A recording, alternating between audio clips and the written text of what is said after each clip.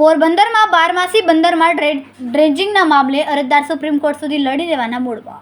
વર્ષ 2022માં સમયગાળામાં 22.50 કરોડ રૂપિયાના ખર્ચે થયેલા ઓર્ડરમાં મોંઘવારી સહિત 21 કરોડ સુધીની રકમ પહોંચી છતાં એમનું એમ અનેક સામાજિક કાર્યકરોએ રજૂઆત કરીને માછીમારોને રજૂઆત કરી છતાં પણ કામગીરી ન થતાં માછીમારોએ લાખો કરોડો રૂપિયાનું નુકસાન થઈ રહ્યું છે.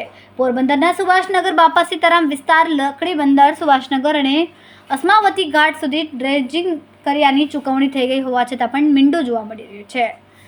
પોરબંદરના એક સામાજિક કાર્યકર કોર્ટના શરણે સુધી પહોંચવા તૈયાર છે. કિશોર પ્રોજેક્ટ નામની કંપની કરોડો રૂપિયાનું બિલ રજૂ કરીને રકમ પણ સરકારમાંથી મેળવી લીધી, પરંતુ દ્રશ્યોની અંદર જોવાથી જગ્યા આજની તારીખે પણ એ જ સ્થિતિ જોવા મળે છે.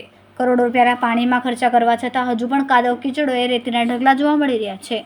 જીપીસીબીના નિયમ અનેક વખત રજૂઆતો છતાં પણ સરકાર અને કાનાની આંખ કરતા હોય તેવી પ્રમાણેના દ્રશ્યો જોવા મળી રહ્યા છે. આજે ઓક્સિજનની અંદર 5000 જેટલી મોટો પાર્કિંગો પડી છે, છતાં નુકસાની વેઠતા માછીમારો રાતે પાણીએ રડી રહ્યા છે. 2017ની સાલમાં પણ ડ્રેજિંગ કરીને એના દાવા હતા કે 2022ના ઓર્ડર પ્રમાણે 21 કરોડ રૂપિયા ચૂકવાઈ ગયા, છતાં પણ લોકોના રૂપિયાનો વ્યય કરતા કોન્ટ્રાક્ટર હવે ક્યારે સમજશે તેવા સવાલો ઉઠી રહ્યા છે. પોરબંદરમાં કરોડો રૂપિયાના સરકારના ચોપડે ઉધારી દેવામાં આવ્યા, પણ ડ્રેજિંગ કામગીરીથી થઈ જ નથી તેવો દાવો સામાજિક કાર્યકર 52 ખાના બાદરશાહીએ કર્યો છે અને હવે સુપ્રીમ કોર્ટ સુધી લડી લેવાના મૂડમાં પણ જોવા મળ્યા.